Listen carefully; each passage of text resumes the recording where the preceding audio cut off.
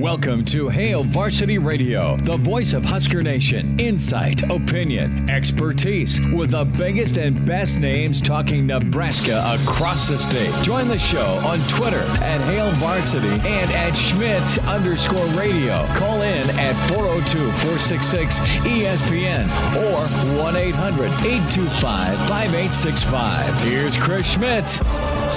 Welcome to it. It's a Friday Roadshow here at the Hail Varsity Club in La Vista. We invite you out. Husker volleyball in action tonight against, I don't want to say dreaded, but the rival, Penn State. Elijah Herbel back in studio. I'm shedding a tear. He looks a little frustrated with that, but he'll manage. We're here 4 to 6 in La Vista here between Cabela's and the Embassy Suites. You know what? It's going to be one of them throwback ball games on Saturday night. You got to pack a fullback, and I don't think either team has one, so we brought one in. The Hall of Famer, Joel Makovicka. I have conned you into sitting in with me, dude. I'm telling you. And listen, I didn't know I was going to be on camera. And then you're talking fullback, and I have such a pencil neck right now. Like, I used to have a bigger neck, and so being on camera. Did you go neck roll or no? I went cowboy collar. They called them the cowboy collar. Well, explain that to me, because some of us can talk football, but weren't great at playing it. It's kind of like a neck roll. It helps support the neck. You wear it under the pads, and then it comes through. So it just gives people that block a little more support for the neck. But, yeah, that's my one biggest thing right now is I got such a pencil neck that people are like, I could probably give, 2 or 3 series, but I don't want to block anybody because I'd hurt my neck. It's just all right. So you're telling me you have graduated to the third. The third option, yes. Flat dump off? Yes. Just throw me the ball. Just throw it. Just throw me. I think I could still carry it a little bit. Throw me the ball, but don't make me ISO block. Did they ever dump off down to you? Yeah.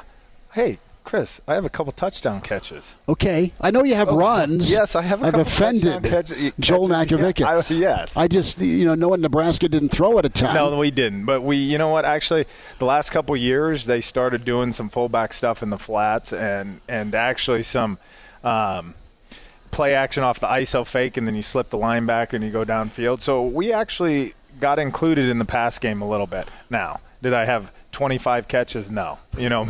Maybe 4 or 5 catches. I know you drew about 3 or 4 different holding penalties. That's true. Right, as they'd fake it to you, then you'd run between the hashes and someone's hanging on for dear life. Absolutely. Joel Makovicka is with us, Chris Schmidt, Elijah Herbel. Busy show coming up here around 4:30.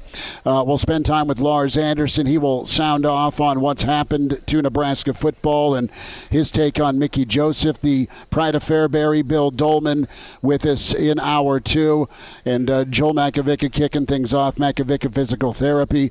Brother, you've been traveling, you've been busy, you have so many different locations around the state of Nebraska. Congrats on what you're doing, and man, it's been a long, strange trip this season for football, but a game for first place Saturday night. It's crazy where they come from, how we began. So, and I think Husker fans are excited. I think this team has a little bit of confidence now, and that's what they've missed for a long time. You lose these close games, and I think what I see, before this win they had 10 one-score games that they lost in a row, and that's unheard of. There's not many teams that have done that in the last 20 years. So this team lacked a little bit of confidence. So each of these wins, and especially close wins, I think that gives the team a little confidence. So they should be excited. This is going to be a tough game, though. This is, other than Oklahoma, I think this is their toughest game to date. Absolutely agree with you. You mentioned Dirk's column from the World Herald, and Nebraska's in the category both ways. Correct.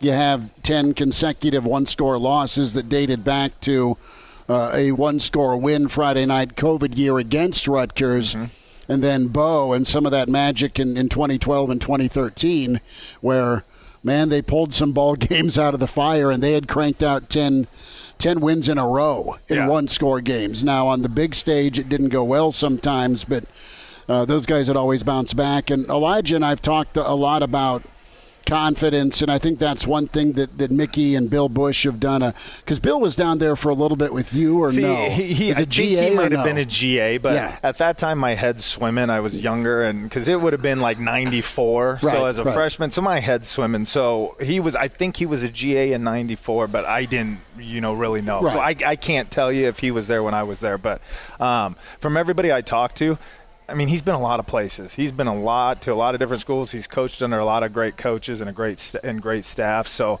there's a lot of people I talk to that really like him, and I think the kids really like him. I think the kids really like this staff and are playing hard for this staff with Coach Joseph. And it's hard, I hear everybody's calling him Mickey, and that's just not who I am. And it was always Coach Osborne, Coach Solich, and it's Coach Joseph. But I think they've done a great job kind of stabilizing the ship right now, and it'll be interesting to see how they finish the season. But it's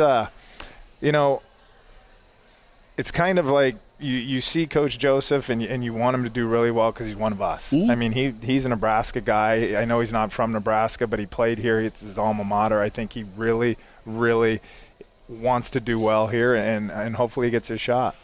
It's an interesting dynamic if you're Trev, because you've been pretty transparent, very transparent with your intention, and that is a national search.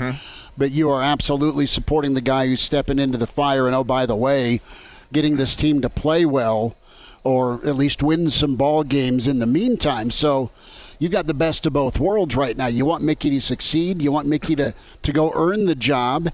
In the same token, listen, there's no reason you can't still have Mickey here on staff. Yes. Listen, I think you're absolutely right. If he doesn't become the head coach, I mean, I think all of Nebraska. You're an idiot not to keep him. LSU's an idiot not to still have him. If he wants to stay. Yeah. I mean, and I think that'll be up to Mickey. But you're right. There's a deep candidate of coaches out there that I think we can go after. And I think Nebraska should be able to get and go after anybody they want, or at least try. And this is the stretch for Coach Joseph that it's going to, kind of say tell the tale. It will, because the next 4, 5, 6 games are all against tough opponents. We'll probably be underdogs in every single game the rest of the year. So, if he gets this team to a bowl game, maybe think about that. Think about that. I mean, we're coming back from Dublin, had an incredible time. The game was a buzzkill for a lot of fans, but just the experience, correct. Wow. And then you get into it, and there's Georgia Southern, Scott's dismissed, and then after Oklahoma,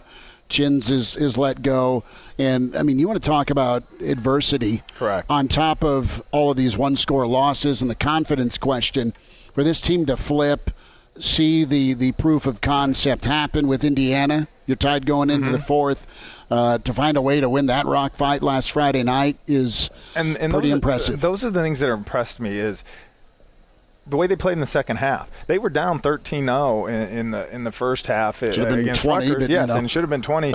and the defense gave up the offense gave up 7 points against Indiana, so the defense, I think, shut them out both second halves in both of those games. So, you know what? I did go through this at one point in my career with Arizona Cardinals. We fired a coach halfway through the season, and so I have some experience going through this. And we did it jack you guys up? Well, see, we fired Vince Tobin, and then and now I'm drawing a blank on who we hired, but I'll get it. But so we hired him, and yes, there's adversity, and you can't understand because Vince was the guy that drafted me. So it's just like this, where Coach Frost was the one that recruited these guys, and so there's this shock to it when you're the coach that is your guy gets fired. But then, the first game after that, there's a high energy, and that was Oklahoma. But I don't call that Oklahoma because it was such kind of a short week for that, and they came out and ran into a buzzsaw at that time with Oklahoma. But there is a different energy about it when the new coach takes over and the guys kind of feel like there is some opportunity, like other guys that weren't playing, there's some opportunity to get some playing time, and I think that shows now. Like, take away Oklahoma, I think that shows what this staff and Coach Joseph has been able to do in these last couple games, and this is, I think, going to be the team that you see the rest of the year. Now, does that produce wins? We'll see. Talk to me about Nebraska and the running attack, because Anthony Grant's a special back. You've got Irvin, you've got Yant. We'll see who else can carry the football. You've got a mileage caution right now with what Yant's been asked to do thus far, and the O-line is the question mark. And tell you what, Elijah's played a lot of O-line in his life, and he's got good insight on that. And there's just not holes right now, and there's not time for 5 or 7 step drops all the time. So short passing game seems to be an option, and that's something Whipple can do. But what's your take here with the running game? I mean, they don't have a fullback to go heavy. And they're not going to. Listen, I mean, that's just not what they do, and that's not what a lot of teams do right now. But you hit it right on the head. It's offensive line play needs to improve. And you can talk about how great backs are, and Anthony Grant has the potential to be really good, and you see flashes of that and what he did early in the year. Now he struggled a little bit, but you talk about what he's done with this offensive line. The offensive line needs to improve, and they need to find ways to kind of continue to get Anthony Grant the ball out of the backfield, even in the passing game. And I would love to see, with this offensive line, Whipple start going to some short passing game and some quick passing, maybe roll the pocket a little bit. But as far as the running game, I think as far as the running backs go, I think the running backs have done a pretty good job this year with what they have had to play with on the offensive line, and that's one of the biggest things I would love to see. And again, I think this is how college football is going, and I don't know if we've ever talked about this, but when I was young, I could name every offensive lineman or every position player we had at Nebraska because been there a while. Well, yeah, and people stayed around for 4 or 5 years. Now we recruited so many offensive linemen in the last 4 years that were 4-star guys that were supposed to be really good guys from South Dakota all across the country, Nebraska. Where are those guys? That's the challenge is we seem like we don't have the talent there, but we have recruited guys for the last 4 years that were supposed to be really good. Either you misevaluate or you haven't developed, or they were thrown in so young because of playing time. Mm-hmm. You really never had a bridge. You didn't have a year or two for Corcoran to sit, a Prohaska to sit. It's get in there, son, and learn on the job. That's easier said than done. And then if you get dinged, that cuts in. I'm not making excuses. I'm giving the why. Correct. It cuts into some of your development time. There's no Sty or Zadiska and then we had it going.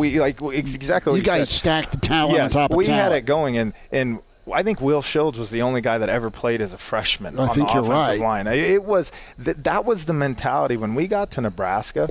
Everybody was redshirting. Now as I got there was a few guys that didn't redshirt. Mon Green didn't redshirt. Grant Wistrom didn't redshirt. But it was known you were redshirting. You were developing that year. Freshman year, if you were good, you were playing on special teams, things like that. Sophomore year, you started getting playing time, and then people started junior, senior year. And that's what it was. I mean, and that was how the progression went at Nebraska, and the foundation was set and how we develop people. And you're exactly right.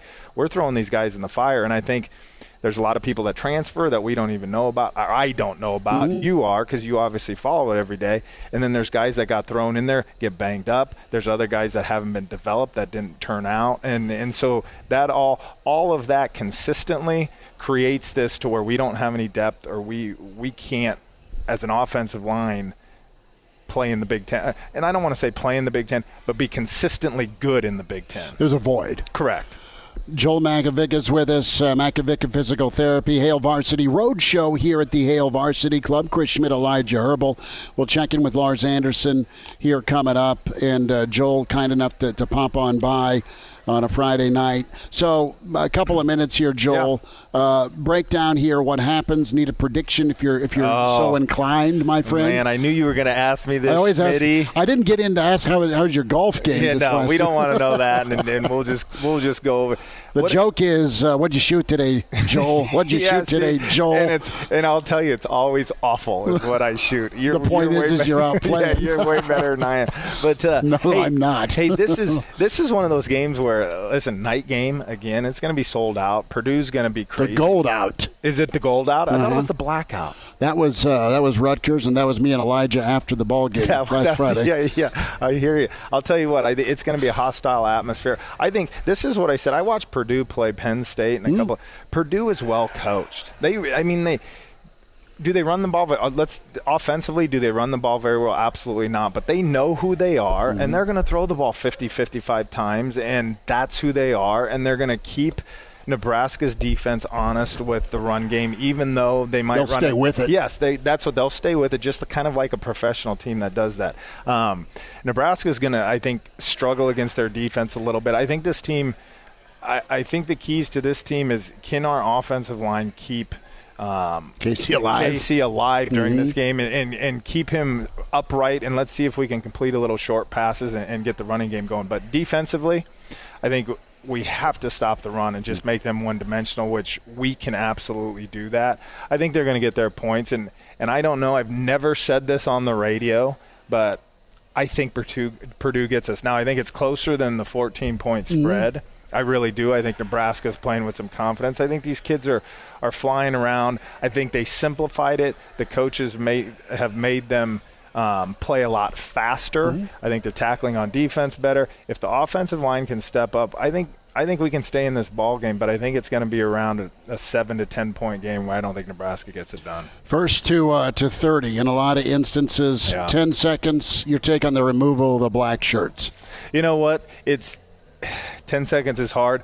I don't necessarily like it because when you have traditions, if you let them go out for so long, do they ever come back? And that's my what I'm nervous about. What I would have done is said, hey, if one person has played like a black shirt, one person gets it. If 3 people, you don't have to give them to the whole starting 11 or starting 15. Give them to 1 or 2 people. At least it's still around the program. Joel, thank you, man. No problem. Good to see you. Quick timeout. Lars Anderson on the way.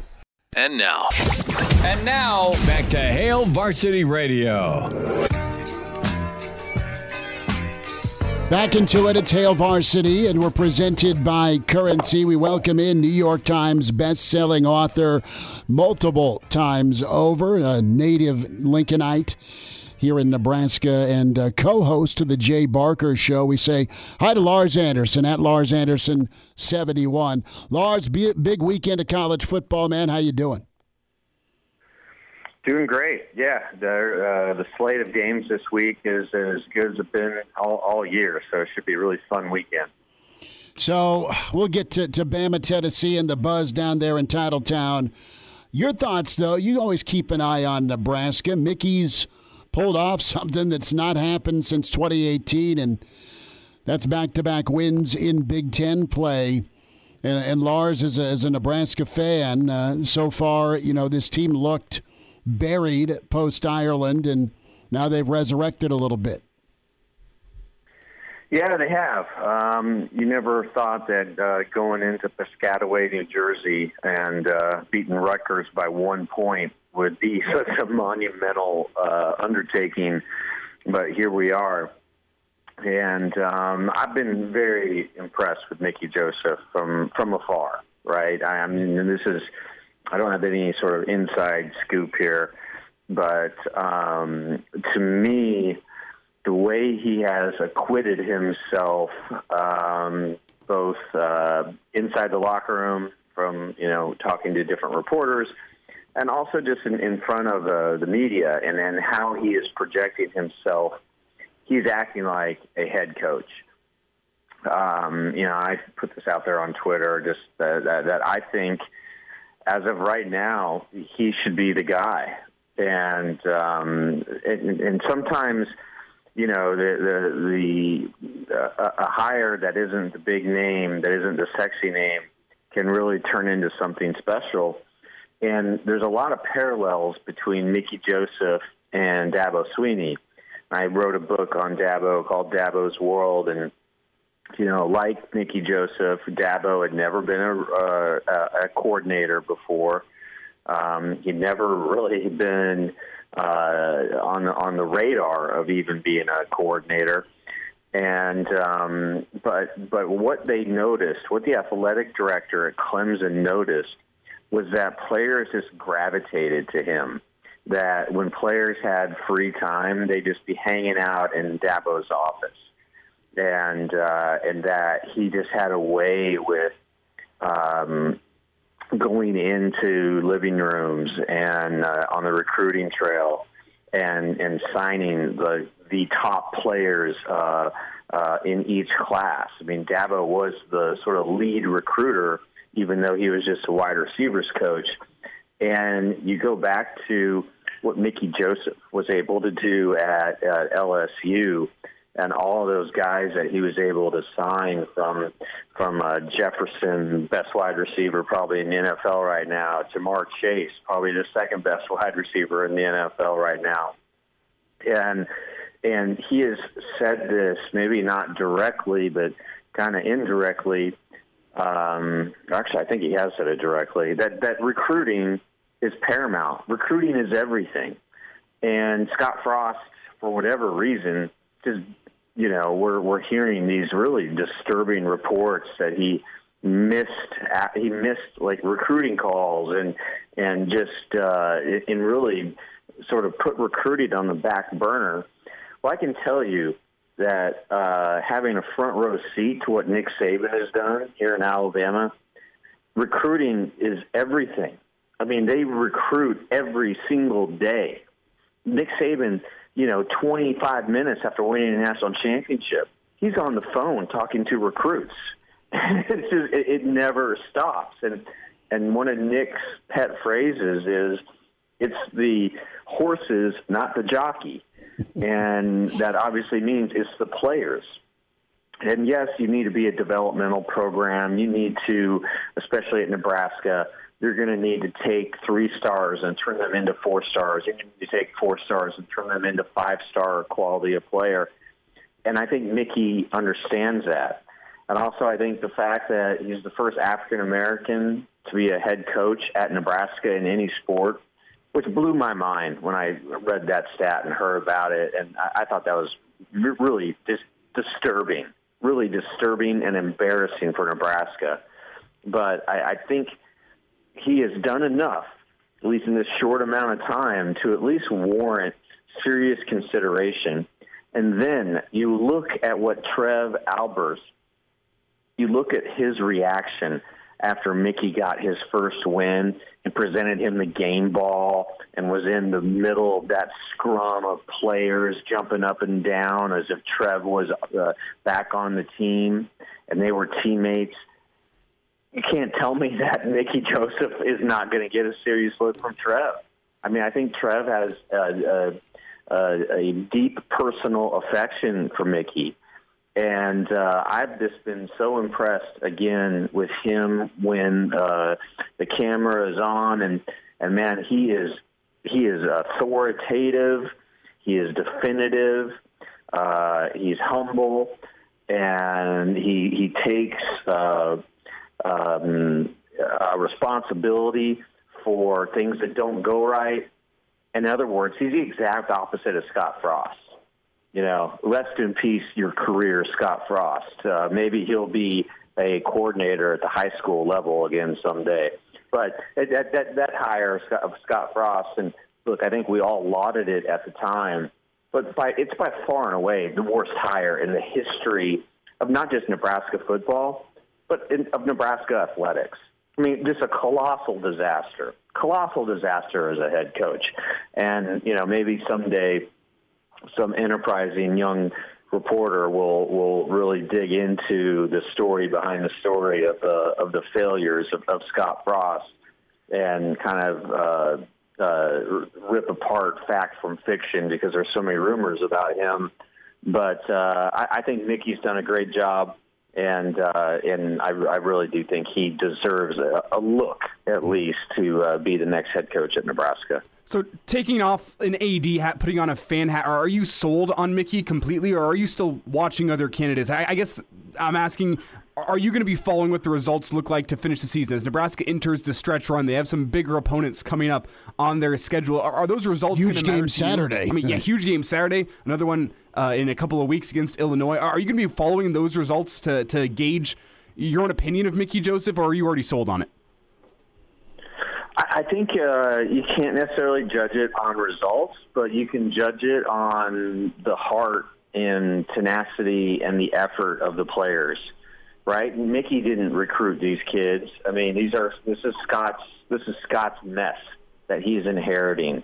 And the one thing that you loved that you saw on Friday night in Piscataway was they didn't give up. They didn't blink. And I loved how Mickey described it as a street fight, and as a street fight. Street fights don't really have a time limit.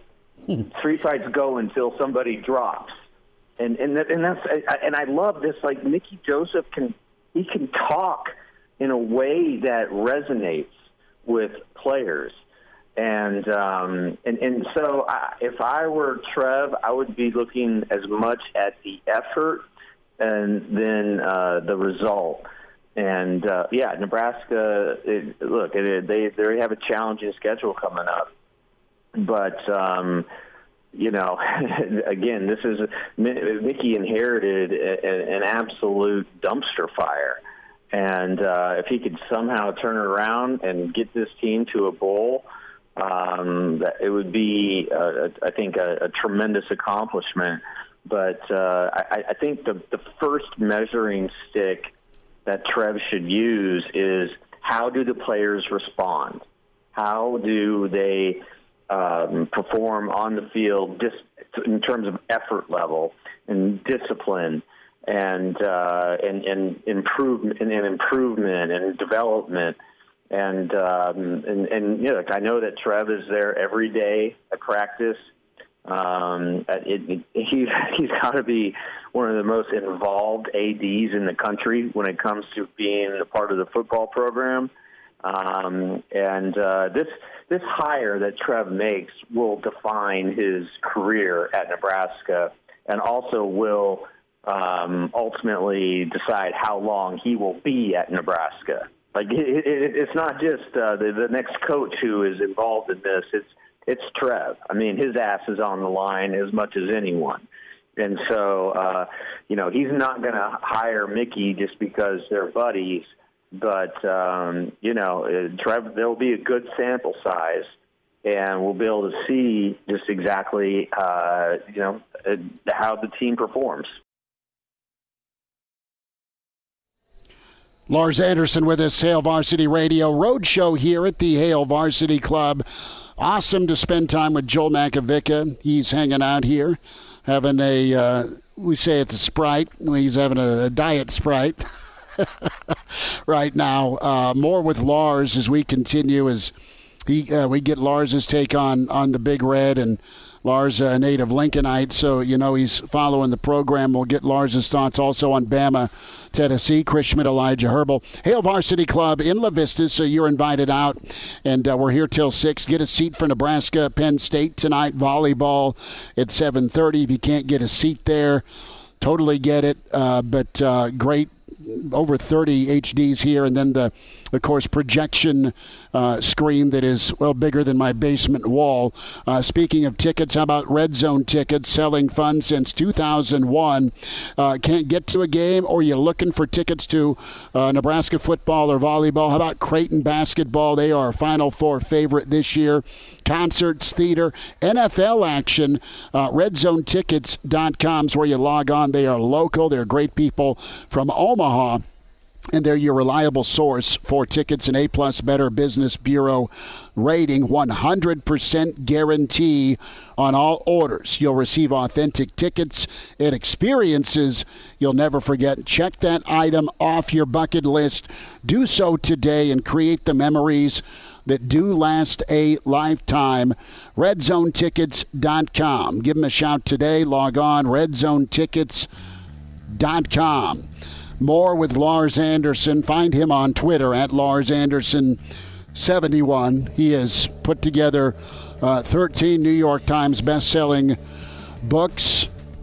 Of course, his documentary with Showtime on Lawrence Phillips. We'll get his take. Front and center on Bama, Tennessee. More on the Big Red as well. It's Hail Varsity, presented by Currency. And now, back to Hail Varsity Radio. Couple more minutes. Lars Anderson with us, Hail Varsity Radio, co-host Jay Barker Radio, and New York Times best-selling author. I think your point about how it looks is very key because Nebraska's looking like a football team again. They've been coached up. They've been more confident, and that's a big feather in Mickey's cap. The Nebraska job, Lars, you're a national guy. You have a number of candidates and names associated with could Nebraska go after. Leipold, Aranda, Campbell, Kleiman, Matt Rule just came on the market this week. You have a few openings. You may have Auburn also open up. You know, what number do you put next to Nebraska out of 10 from an attractiveness standpoint? It's going to take a certain type of coach that will be able and need to be able to develop around the Midwest. Yeah, I mean, that's why I reported this earlier that right at the beginning of all of this, Matt Campbell was target number 1, 2, 3 because he does know the lay of the land of the Midwest.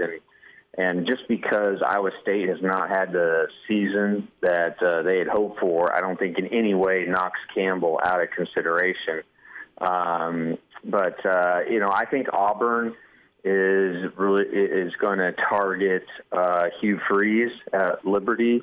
Hugh Freeze has kind of done his time for the crimes that he committed at Ole Miss, and Freeze just kind of fits the culture at Auburn. Matt Rule, to me, and Aranda, neither of those guys really seem like great fits. Leopold, I think, could, but is there enough of a track record? I mean, yes, I know he turned around Buffalo. He's turned around programs, done an incredible job at Kansas, but I'm not sure that he would be sort of number 1 on my list. I still think if I'm Trev, I try to do everything I can to get Matt Campbell interested, and if Nebraska has somehow come down to, I don't know, between Mickey and Matt Campbell, that'd be a tough call. But no, I mean, Nebraska is not viewed as an elite job anymore. It's just not, because it's been so long. But you know what? Neither was Tennessee, right? Tennessee has been garbage for about 15 years, and you suddenly get Josh Heupel in there, who at the time I didn't think it was a very good hire. And what he has done in now just his second season is just truly remarkable. You know, Tennessee's playing their most important game on Saturday in about 25 years, since 1998. And this is the first time since 1998 that Tennessee is playing Alabama as an undefeated team. And if Tennessee can somehow win this game, suddenly Hendon Hooker will go right to the top of the Heisman Trophy candidacy. Tennessee will climb in the polls to probably 2 or 3, and you know, we'll see what happens. But he's doing this with yes, he used a transfer portal. He got one good recruiting class in there. And can Nebraska do the same kind of thing? Can they turn things around as quickly as Josh has turned things around at Tennessee? And I really think there's parallels between Tennessee and Nebraska. I've always thought that. And look, I think Trev should be on the phone talking to Danny White, who's the AD at Tennessee, and just asking him questions about how has Josh done this? What characteristics about Josh did you see when you hired him? And then, you know, Trev I'm sure he's doing this just on a massive fact-finding mission right now. And look, I think Trev is poised to do a really good job. I think he's smart. The time of his hire, I wasn't a huge fan because it's just like we've got all these former Nebraska guys here running the program, and it's just not working. It hasn't worked for 20 years now. But hey, let's get another Nebraska quarterback in there. So I can't believe I'm saying that, but let's get another Nebraska quarterback as the head coach and then see what happens. But it's not viewed as an elite job. And look, Matt Campbell turned down USC last year. So I think he could be difficult to lure away from Ames, Iowa, for whatever reason. And I'm sure you guys have been to Ames. And, it's been a while. Not a lot going on there. Been a while, but he's pretty loyal. Lars, we'll wrap with this. What happened Saturday in Knoxville? Does Bama find a way, or are they in trouble? I think Bama will find a way. I think Bryce Young is going to play. You know, he sat out last week with a sprained shoulder. Nick Saban has him on what he has described as a pitch count in practice. And I think even an 80% Bryce Young will enable Alabama to get the job done. Yeah, Tennessee has put up huge numbers on offense. They've got the top offense in the country, 570 yards per game. But they haven't gone against a defense like Alabama's. Alabama, conversely, on offense, they're the number 3 rushing offense in the country. And once Bryce is, again, just 75, 80% of himself, I think Alabama wins. And I think they win pretty easily. I think that Las Vegas, I think Bama's favored by 7, but I think Vegas and others have been sort of seduced by the story of Tennessee and the revival. But look, the Florida quarterback, Richardson, threw for 452 against them. I mean, it's not like Tennessee can really stop people. It's going to be a high-scoring game, I think. But what the problem with Alabama that they've had, it's just been completely self-inflicted wounds. It's turnovers. It's penalties, it's missed assignments, and it's stuff that is driving Nick absolutely crazy. And but I think they get it cleaned up on Saturday, and I think they win pretty easily. Lars Anderson, New York Times best-selling author, co-host Jay Barker's show. Follow Lars on Twitter at LarsAnderson71. Lars, thanks for a few minutes, man. We'll catch up here down the road and enjoy your football Saturday. Hey, you guys too, and hopefully I'll be back in Lincoln here in a couple weeks, and we can hang out in the studio and have fun. Got a seat for you, bud. Take care. All right, take care, guys. Good to spend time with Lars Anderson. Really fun first hour. Joel Makovicka and, of course, Lars Anderson.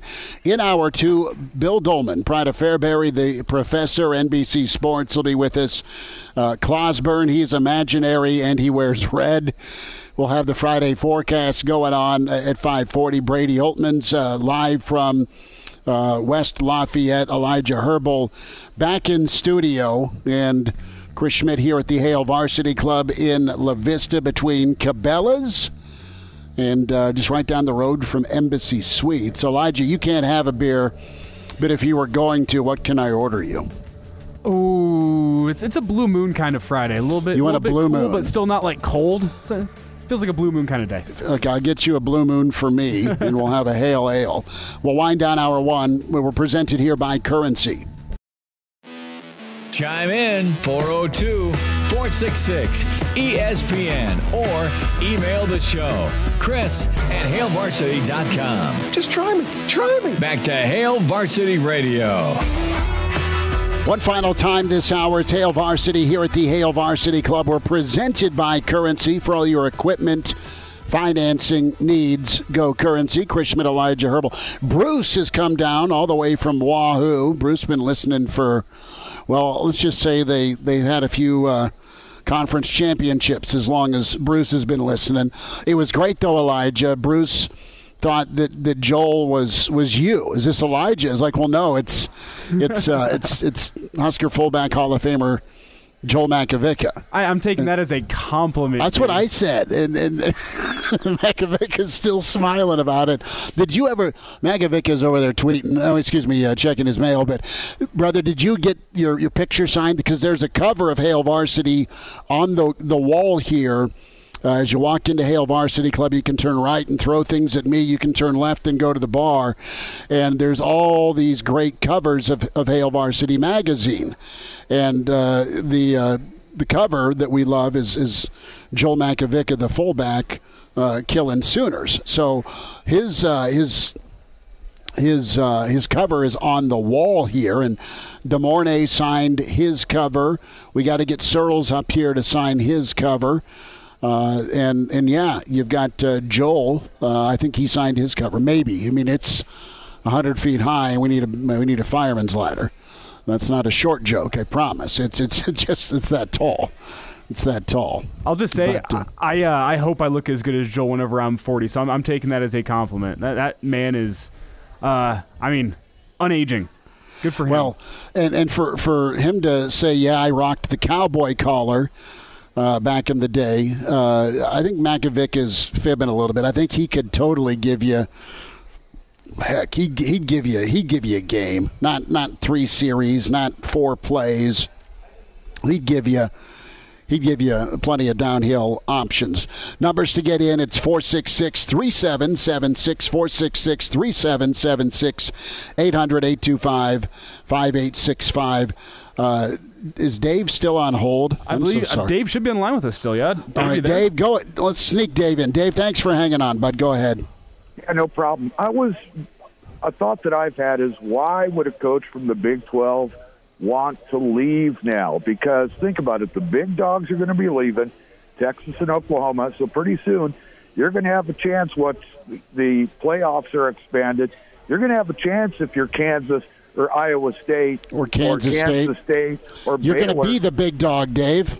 Exactly. And with the conferences or the divisions going away in the Big Ten, let's face it, everybody, Ohio State, Michigan, get used to a steady dose of that every stinking year. So why would somebody want to leave? It just comes down, well, that's going to be the trick. I mean, it's going to be a big payday, and it's going to be to that right person. If it's not Mickey, the mystique of Nebraska, the appeal to resurrect and be able to do it in this league. And I'll add here, Dave, the fact that you're taking a gamble staying in the Big 12, that 5 years from now the Big 12 is still going to be relevant. We're assuming with college football playoff expansion. They're making a great argument this year. They're making a good argument this year, but we don't know what 5 years from now looks like. You know the Big 10 is still going to be relevant in 5 years. But let's face it, though, the Big 12, if you are the dude then from then on, I mean, you could reach Tom Osborne status at any one of those 4 schools in the Big Ten if you can make your program the next Oklahoma or Texas in the Big 12. Dave, we got to rock out. Bud, thanks for your patience. Thanks for your phone call. Hour 2 next. Welcome to Hail Varsity Radio, the voice of Husker Nation. Insight, opinion, expertise, with the biggest and best names talking Nebraska across the state. Join the show on Twitter at Hail Varsity and at Schmidt_radio. Call in at 402-466-ESPN or 1-800-825-5865. Here's Chris Schmidt. Back with you. It's Hour 2. It's Hail Varsity. We are presented by Currency for all your equipment financing needs. Go Currency. Big thanks to Joel Makovicka. He's got a receiving line here to help him out the door. Kranak has popped by. And we welcome in the pride of Fairbury, the Professor. NBC Sports, Bill Doleman with us, Elijah Herbel. Clausebourne coming up here in about 40 minutes or so. Billy D., you have had a week to analyze, pontificate, research this dreaded gold out tomorrow night in West Lafayette. West Lafayette, my friend, how are we doing today? Oh, no, I told Bill that his mic was working great, and now it's not working great. This is on Elijah Herbel. And action. And action. Oh, no. Oh, heard him for a second. And he's now swearing at you. What are we doing here? It's a great question. Okay. There it is. Oh, yeah, there we go. There we go. We got you. Hey, Bill, turns out the headphones, bad idea. It's not working great for you, as I told you just a couple minutes ago. I don't hear you at all. You don't hear any of us anymore? Is that true or no? That would seem to be true. Let's get this figured out because it shouldn't be happening. Bill's like, no, there's no worry at all when it comes to Purdue and Nebraska. So we will connect with Bill Doleman in just a little bit. What are we doing here, Elijah? Are we going to just phone him? I am texting Bill right now and getting this figured out. He's waving at you, so he can be on camera and hold his phone up. Now he's kicking the dog. No, he wouldn't do that. I'm joking. But we're here at the Hail Varsity Club. What is really awesome is the fact there's Husker volleyball tonight. It's a packed house. It's Nebraska. It's Penn State. Jacob Padilla is going to have amazing coverage of that event on hailvarsity.com and magazine for you. If you can't be there, you can sure as heck watch because Hail Varsity Club here in La Vista is incredible. 30 TVs, the Jumbotron projection right in front of the bar as well. Man, is the place playoff baseball going on as we speak. So that's where we're at. We're going to spend time with Bill Doleman here in a minute once we get all things figured out technically. Are we... Stephen asks me if I've had any Woodford Reserve. No, I am just working on Red Bull. Bill, do we have you, bud? I don't know. Yes. Yes. Yeah, we have you. Okay, you hear us. You see us. We hear you. Yeah, we see you. It turns out it just needed a good old-fashioned case of turning it off and back on again. Yeah. Okay, a reboot. Yeah. Bill, level of concern. What's the DEFCON level here for tomorrow night? We'll start there. Well, you asked me earlier about the gold out, which I believe that there will be. We've seen some big games at Purdue in recent history where when they have tried to get people to come to their stadium, people have showed up. And it worked out quite well when they beat Ohio State. What was that, 3-4 years ago? Pretty emotional victory with, the fan who has since passed away. But that was an emotional night, and their fans tend to respond. If you go back 3 or 4 years, that was a schnapps bottle kind of game. Atmosphere where you can hear it tip over and there's nobody there, and those are the toughest places to play.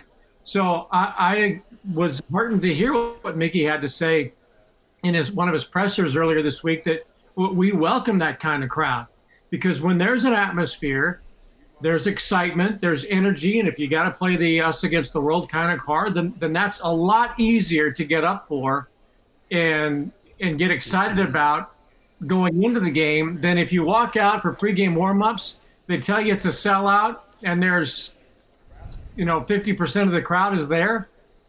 So I think at least going into the first quarter that there's going to be some adrenaline flowing on both sides, and that bodes well. Now you have to play well early and maybe take that crowd out of it, but if you get behind early, you're probably not going to climb back up the hill. Bill Doleman with us here on Hail Varsity Radio. And Bill, another factor in this game tomorrow is, we've lost Schmidt briefly, so good thing I'm going with this question, is the pressure that's going to be on Nebraska in this one. I think Husker fans and the team alike know that they're tied atop the Big Ten West, and this could very well be an elimination game in one of these teams' race to capture a Big Ten West crown. So what do you make of that pressure on this Husker football team? It's more pressure than they've faced really in any game over the past 4 seasons, and it feels big. And I guess, do you trust Mickey Joseph to have this team in the right headspace in order to have a good performance in West Lafayette tomorrow night? Well, the answer to the second half of that is, yeah, absolutely. I trust him to have the team where it's supposed to be. Now, whether they have followed suit, that remains to be seen. I disagree with this being the most important game in the last couple of years. I think the most important game for Nebraska was really last week. You've got, in fact, the last 2 weeks, you've had the 2 games that after Oklahoma, people said, well, if you're going to win any games, it's got to be Indiana or Rutgers. And after what happened against Oklahoma, I don't know. Well, you give Mickey a little bit of time to get that team ready to go and get in the right mindset, and they responded well, played the first complete game in a long time in beating Indiana. You go on the road against a supposed sellout, and the one other game on your schedule that people said you might be able to win was Rutgers. They're down 13-0 at halftime, and they come back and win it. I think the pressure was last week. This week, it's, you know what, you've You've shown that you can play some good football. You've shown you've got some heart. I think the most important, the most pressure was on the last couple of weeks. That this one, as you go in, and you're 13-point underdogs, 14-point underdogs. There shouldn't be a ton of pressure on you. So I think you go out and play a little more loose. I don't think you should have any pressure on you at all right now. Bill Doleman's with us. Bill, we're taking requests. The sound system works here. Wondering what's going on. Yeah, what do you want to hear next, Bill? What type of song represents tomorrow night if you were to put a title and tune together for Nebraska-Purdue? Gold Dust Woman, something like that? Don't Stop Believing? I mean, you know me, I'm kind of in the all my music's kind of the same. So something, by Van Morrison or Danzig. Okay. Okay. There, we played the heck out of Van Morrison in Ireland. I mean, I don't know that we can get any more plays out of there. So with Nebraska here, let's get to a couple of key points here. Bill, it's defensive line, right? What's Purdue's D-line do against Nebraska's offensive line, and flip it around?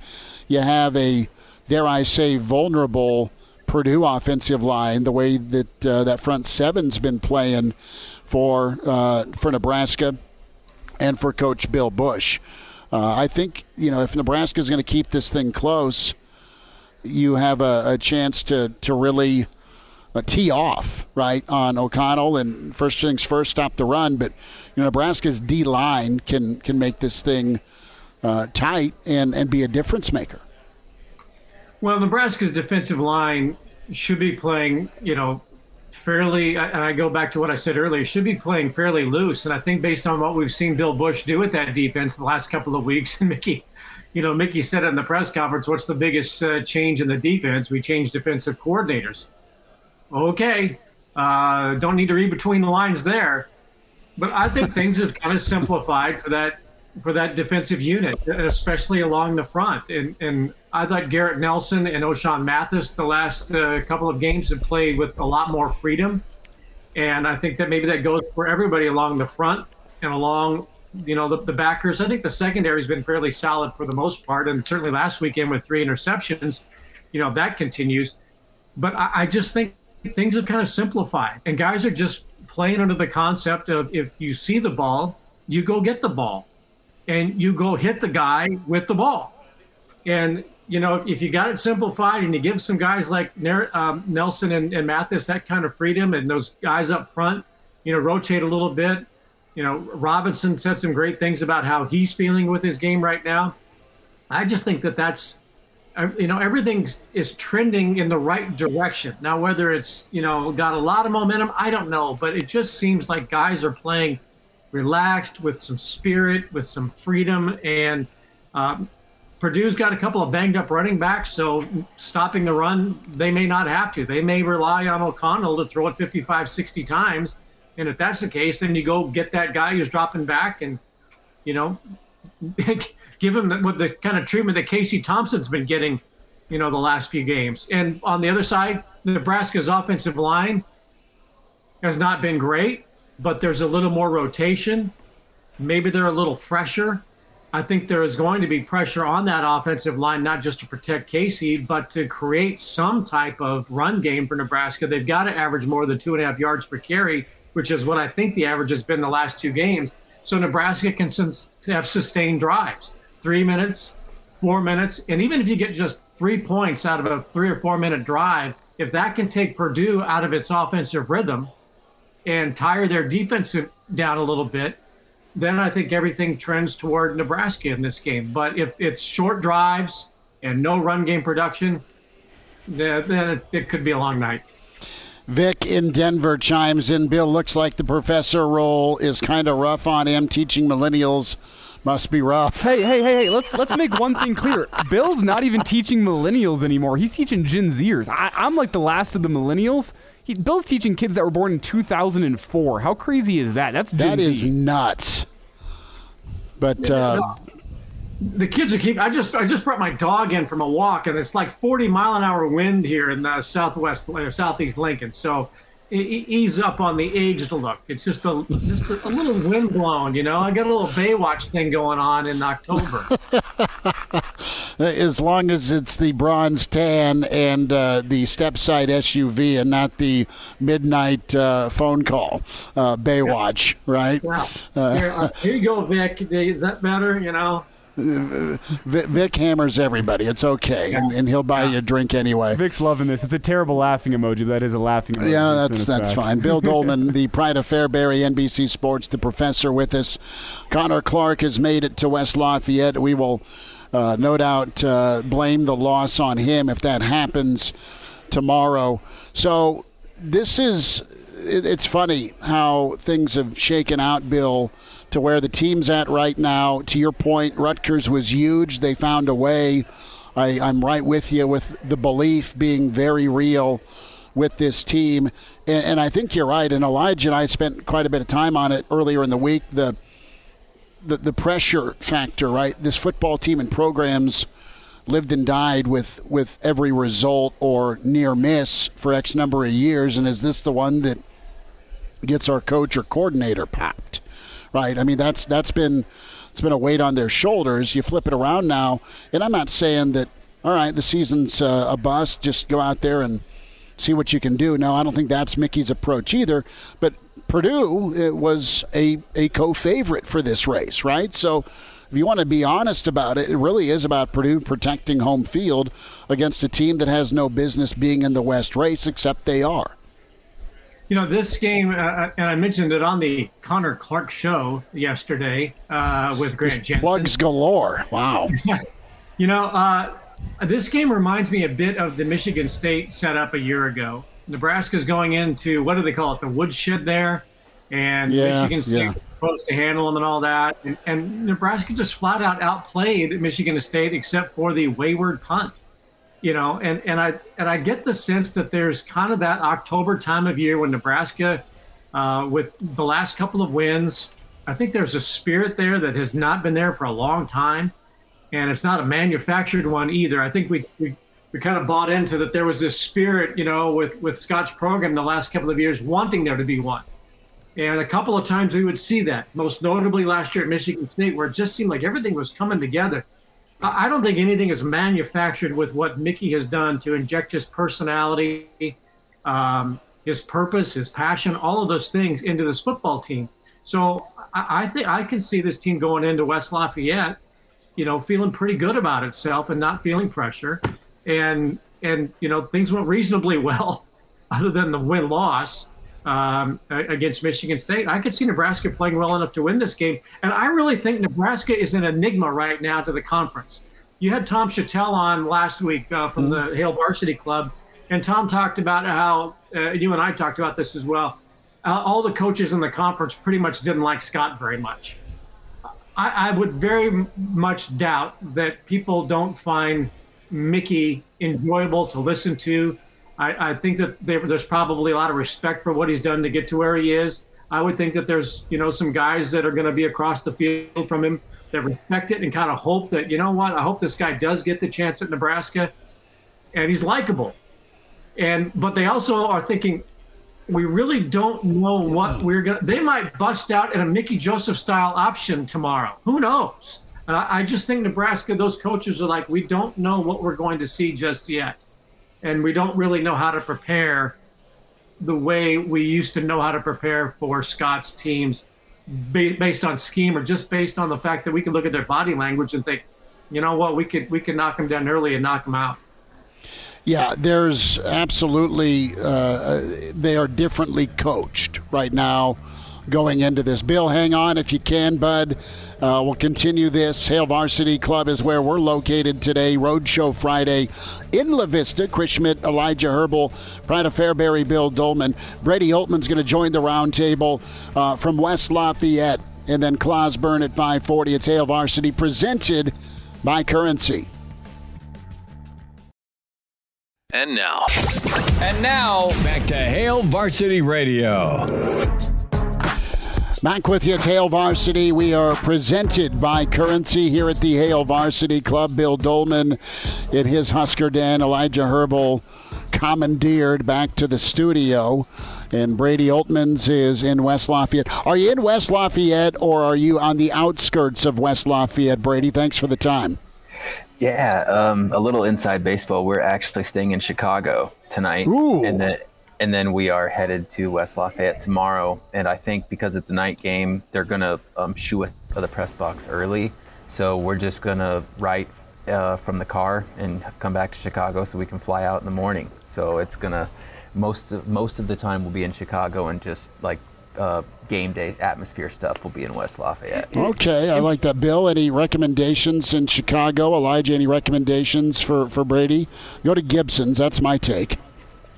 Lou Malnati's Pizza. I mean, I wanted to bring up first, for those of us that are following along with us on our live stream, ESPN Lincoln's Twitter, ESPN Lincoln's Facebook, and the Hail Varsity Twitter page at H Varsity Radio. Brady is wearing a beautiful soccer jersey. I need to get a look at what the crest is there.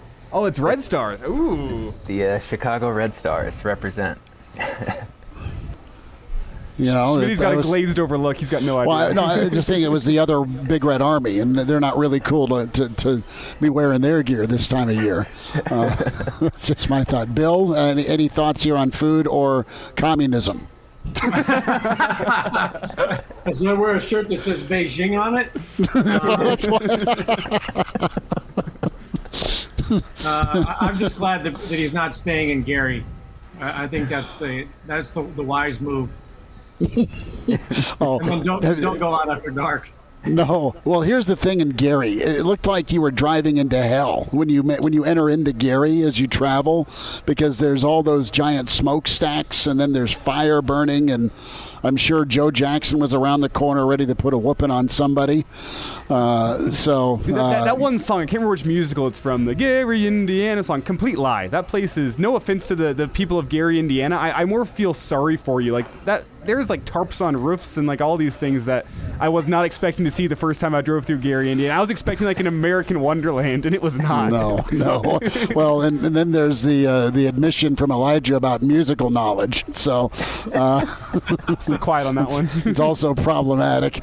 So Brady, we'll start with you. Bill will follow. So vibe coming into this, Brady. You've been around the team quite a bit this week, and we'll start with the number, 13.5, 14 points. Does Nebraska keep it close, in your opinion, or is Purdue just too much right now as you look at the body of work with this Nebraska team? Who was I talking with? I think it was Eric Francis, our photographer, just on the drive between the airport and here.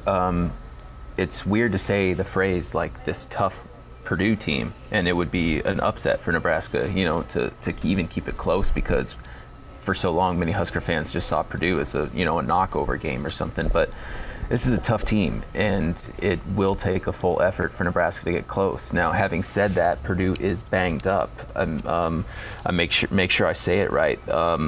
King Doru, one of their running backs, the top guy out, is going to be a game-time decision. He's missed the last 4 games. Their top cornerback is on an indefinite leave for mental health issues. The OC brothers, one of their other deep defensive backs, is out. They're going with 6 healthy offensive linemen right now that they're comfortable playing to fill 5 spots. And then you've got Dylan Downing, one of their other running backs, is out with a foot injury. So it's going to be kind of a mop squad and not their full health team going up against them. Aiden O'Connell's still going to be quarterback, so they're still going to be tough, in the big spots. But if you're Nebraska, you got to be able to square up against kind of this banged up Purdue team and take advantage of it before a bye week.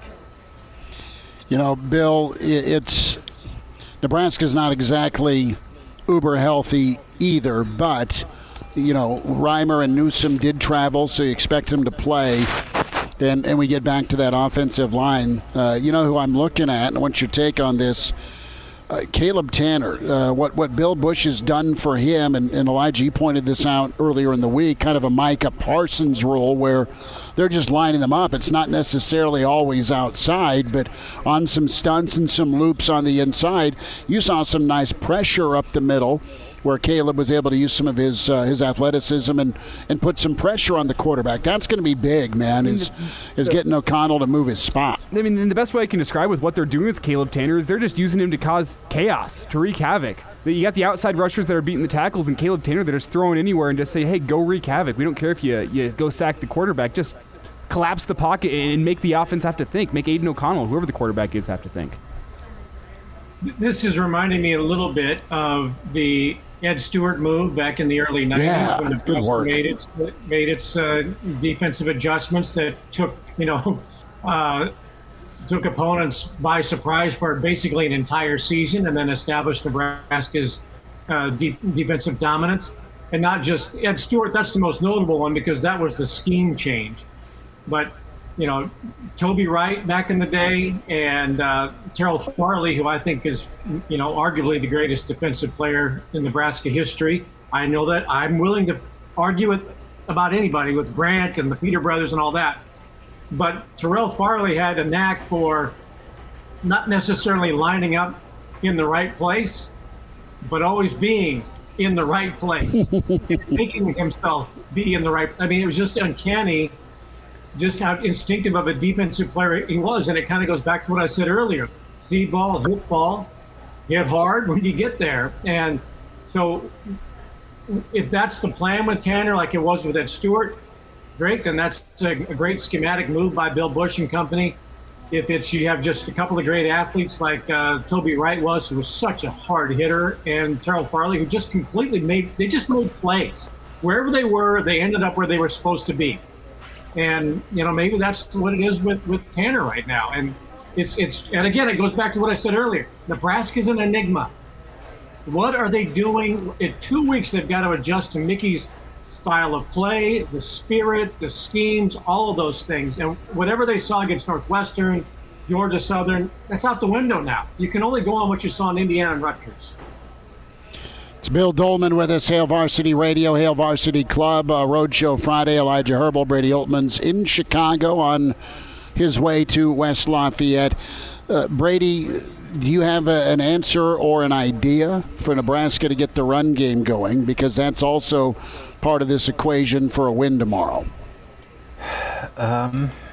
You're like, get me a beer. I'll take one if you got one.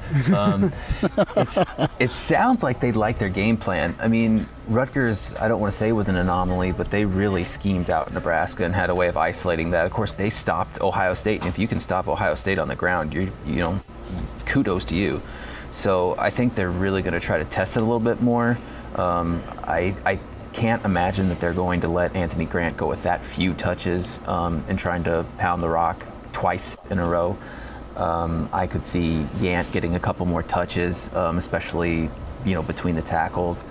But especially knowing just the condition of the Purdue secondary and defense, trying to spread them out a little bit more, doing some of those sideline throws, maybe getting Grant still active in the pass game.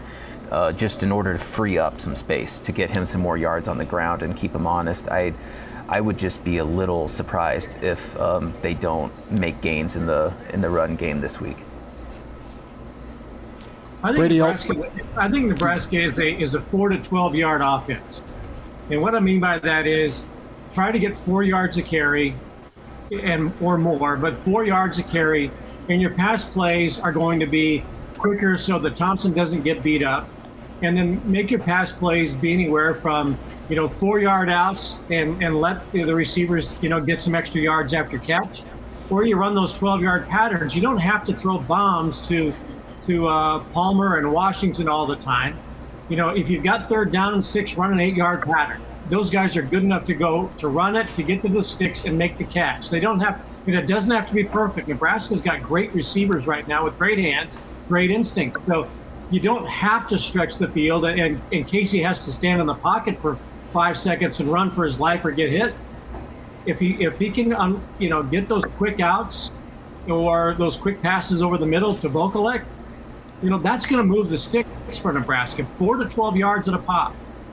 Well, Bill, on the other hand, though, I do feel like it's almost the dichotomy of the fact that the wide receivers, guys like Washington and Palmer, they excel in stretching the field and going deep, where that's not the strength of this offensive line and the quarterback. I mean, let's face it, Casey Thompson, I don't think is much of an upgrade on what Adrian Martinez brought you with the deep ball. He's inconsistent at best in the deep ball, and the deep ball is the hardest throw in football, especially whenever you're behind that Nebraska offensive line. But I think it comes down to picking and choosing when you're going to have those shot plays, because you need to have the ability to take the top off a defense if you want to open up those rushing lanes. If you want to be able to bring a second safety up high and force these guys to play cover 2 all day long, you're opening up rushing lanes for yourself. Well, yeah, you're not going to throw 71-yard touchdown passes all the time, but if you do enough 4 to 12 yards, eventually that breaks. But you can't send Palmer on a fly pattern and hope that he hauls in a 71-yard touchdown like he did against Indiana. But if you keep it with 4 to 12-yard routes and 4 to 12-yard run plays, and you maintain possession of the ball 3 to 4 minutes at a time, field goals and touchdowns, you're going to take Purdue out of its game. And then when you got the chance to pop one big with one of those guys who's got speed and great hands, you're going to break it, and that's how you can win the game. But yeah, you can't send them on fly patterns all the time. Well, while we're on the topic really fast, we need to jump ahead. Brady, do you think we see Tommy Hill utilized as a wide receiver this game? He warmed up there last game. We never saw him on the field. Do we think we actually see him on the field as a guy who can take the top off the defense? He practiced there all week. Coaches seem to have a spot lined up for him. I don't know if he'll get the ball, but I wouldn't be surprised at all if he lines up and we see him run a couple of routes out there. Guys, red zone is going to be critical. Nebraska has been fabulous under Whipple. 15 out of 18, 15 touchdowns, 1 field goal. Purdue, it's 96% conversion in the red zone. 84% of that is touchdown, so that's going to be your situational football. Brady Oltmans in Chicago en route to West Lafayette. Brady, before we say goodbye, thanks for jumping on and taking time, as always, on a Friday with us. Brady with HailVarsity.com and magazine. Read him and his post-game for sure. Real quick, a thought here on what happens. Do you have a lean one way or the other? It's just a tough matchup, as banged up as Purdue is, and the couple of game time decisions that they have. Nebraska also has a couple game time decisions and guys that they really like to have back. But it's one of those gut check games where even if Nebraska doesn't pull it out, but you're able to get within striking distance, that's something that, Purdue's 2 losses came to teams that haven't lost yet. Mm-hmm. And that they were within a combined 4 points of those games. They're a good team, and I think if Nebraska can find a way to scrap its way within anything of Purdue, it's going to be tight. Brady, we'll check in with you. Thanks for the time today. He's in his 30s, but sounds like he was born with a stogie in one hand and a brew in the other. Now, say my name. It's Schmidt on Hail Varsity Radio. I got the body of a taut, preteen Swedish boy. Thank you, Kramer. We continue here at the Hail Varsity Club. Huskers and Penn State will be on every screen here for you. Also some Major League Baseball playoff action mixed in, over 30 HDs here, and we're talking stuff that needs to be in my basement. We're talking 75, 85-inch TVs, and then the monster projector right above the bar. Hail Varsity Club in La Vista. The pride of Fairbury, the Professor Bill Doleman with us, Elijah Herbel back at our ESPN studios. We're streaming, and it is a Prediction Friday, so Matt has chimed in, says Nebraska 28-20. Jeff says Nebraska 27-24. Brennan says Nebraska by a field goal 24-21. Bleak Road with the 43-yard game winner. Let's get to the Friday forecast without any further ado. And rumor has it he's driving a gold Trans Am with a bag full of cash in the back. We say hi to Clausebourne as he's down in SMU country paying tribute. Claus, how we doing? I'm doing okay. Like you mentioned, I am in Dallas tonight. I thought I'd come down and see if Tom Landry was available to coach, but it turns out I'm a little bit behind on that.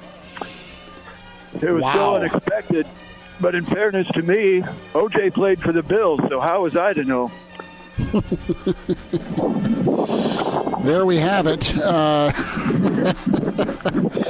How long's Tom Landry been gone, bless his soul? Bill, any idea? I'd give it 20+. Yeah, I would say so. Let's dive into the forecast. Some Big Ten matchups, a lot of undefeated ball games. We start off, though, with the pig farmer because Illinois is ranked for the first time since 2011. Minnesota minus 6.5 at Illinois. I will jump into the pool first. I know Minnesota is good. I know they have Ibrahim back. I think the defense of Illinois is that good, that real. 8 points a ball game. Lovey has always recruited physically, and Bielema, no doubt, is really good at defense. He put those two factors together in year 2 with a little momentum, and it's too much Illinois at home. That place will actually be cranked up.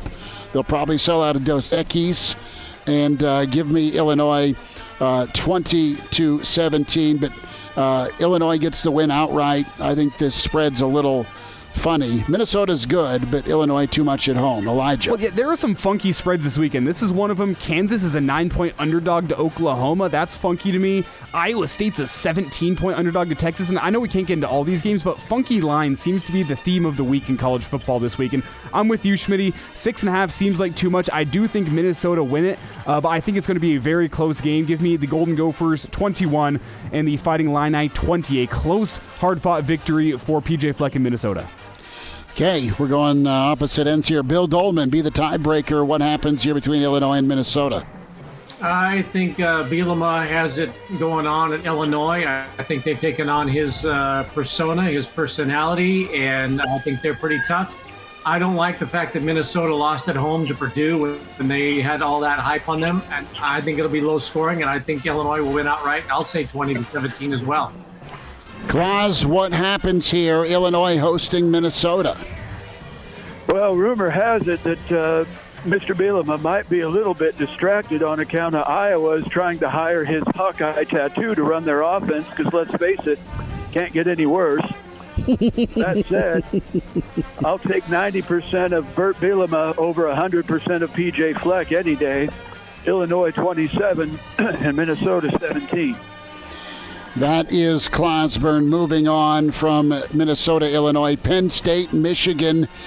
Penn State's unbeaten. This is a bit of a prove-it game. It's been a while since Penn State's won a big ball game. They've been really good, but it's been pretty fleeting with the big matchups. Michigan's -7. Michigan looks a little more human after the Maryland game. I think Michigan wins just because of their run game and O-line. And I think the defense gets after Clifford just enough to be a difference maker. I think Penn State covers, though. 27-24, Michigan the win. Elijah. I will say that I have been unimpressed with this Michigan team this season for where they're ranked. I think they're a good football team. I think they're worthy of top 25 praise. Nothing I've seen from them this year shows me they're ready for top 5, college football playoff contender. And I think Penn State's going to put a scare into them this weekend, and I'm actually going to pick Penn State to win here just so I can be on the bold side of things. If I was betting this game, I don't think I'd bet the Penn State money line if it was actually my money, if you know what I'm saying. But because it's just a radio show and this is for bragging rights, I'm going to take Penn State outright in this one, 28-24 over the Michigan Wolverines. All right, Bill Doleman, Michigan or Penn State? You hate both, I would think. I still think Michigan thinks that what they did last year has elevated them to some status that they that their back is a perennial power. But that said, I think that because they're at home, I like them. Penn State has gotten so much mileage off of going on the road and winning at Auburn, who is awful and is tanking. But every week they talk about what Penn State did at Auburn. Okay, that was like a month ago now. Auburn is terrible, and you're right. Penn State always has those games about the middle of the year, and they're 5-0 or they're 6-1, and then they get thumped. And oftentimes that's at home when they play somebody tough. But I like Michigan at home in this one. I don't think there's going to be a lot of points. I think this is a 17-16 Michigan win. Oh wow, it's a tight one, which is fine. Claus, what happens here, Penn State or Michigan? Well, I'll be honest, I really haven't paid too much attention to Penn State this year.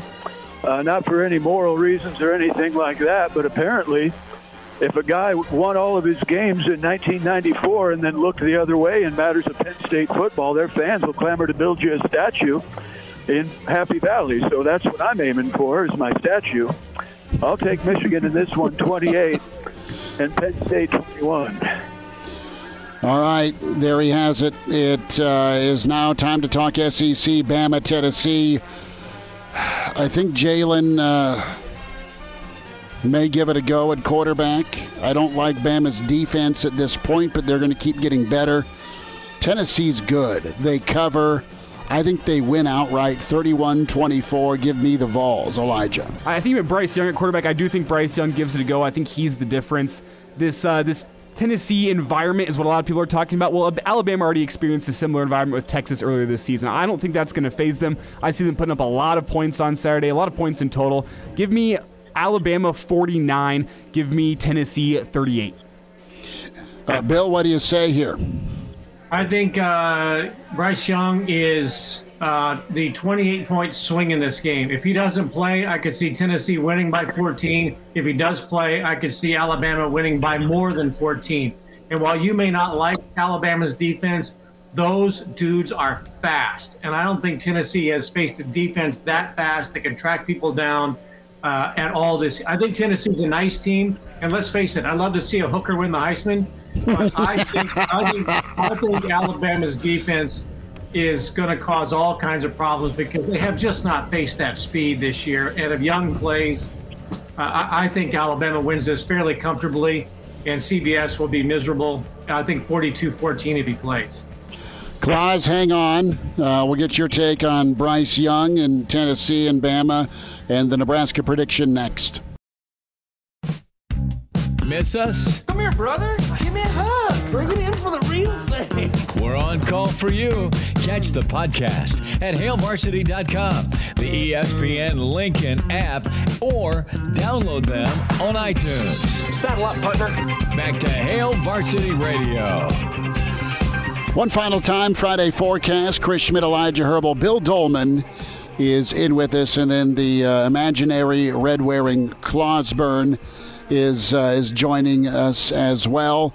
Big thanks to Bruce and his lovely wife for popping by and hanging out. Claus, we will kick it back to you to lead us off here to round out the show here on the forecast. And Bryce Young, the game time decision, Bama favored by 7. What say you against Tennessee? Well, I'll call back to Bill, and I agree. It'd be great to see a hooker get the Heisman. Much better than what they usually get, which is penicillin. So I'm in favor of that. Wow. Listen, I think Alabama's going to win, but it is not be good for something besides the failed premise of Christopher's best pickup line. I'll say Bama 35 and Tennessee 24. All right, we moved to Nebraska. Line is at 13.5. Nebraska underdog at Purdue. I have gone back and forth on this. I originally this morning on KFOR said Purdue 37, Nebraska 21. The question is, can Nebraska get it to the fourth quarter? And I just got a weird feeling. You got a weird feeling that Nebraska continues to play with some house money. I'm doing a 180 from this morning, and I'm going to say Nebraska 28, Purdue 27. Nebraska finds a way to win, outright cover, and give me a little bit more Kool-Aid, I guess, with Mickey and company. Elijah. 13 is a steep line. I don't think Purdue covers that 13-point line, but I do think they get close. I have Purdue winning this football game, and it comes down to the fact that I don't think Nebraska's offensive line is good enough to really match what this Purdue offense is going to bring to the football field on Saturday night. So with that in mind, I have this game being pretty close throughout. Purdue doesn't run away with it, but the final score does not indicate how close the game actually is. Give me Purdue 27, Nebraska 14, a 13-point win for Purdue, but that is not a cover. It's close. Elijah, you're going with your head, and that's probably accurate. Bill, what happens here? Do you like Purdue? Do you like Nebraska? I've gone back and forth on this one. I this morning I thought, Nebraska, probably like 101-3, and then this afternoon I was thinking like 99-4. So I'm just going to go like right in the middle, in 101-5. Nebraska. Okay. Nebraska with the win, and they hit the century mark. God love you, Bill. That's pretty good. I'm going to order a shot and a beer. Give me a Boilermaker for Seabass's sake on the horn. Claus, what say you, bud? Well, listen, I know the defense is vulnerable in areas that Purdue's offense is strong. And I realize that our offensive line looks like 5 Matadors that we ordered off of Wish.com. But I just can't take a university seriously that's named after a brand of chicken thighs. So I'm going to take Nebraska to win this one 24 and Purdue 23. Wow. 24-23, Claus with the 1-point win for the Big Red. Claus, thank you for the time today. Okay. Bill Doleman, Pride of Fairbury, be good, buddy. All right, see you guys. Go Big Red. All right, weekend edition tomorrow, 3 to 5 in the afternoon. Chris Schmidt, Elijah Herbel, Mark Kranak. We'll talk to you then. Thanks.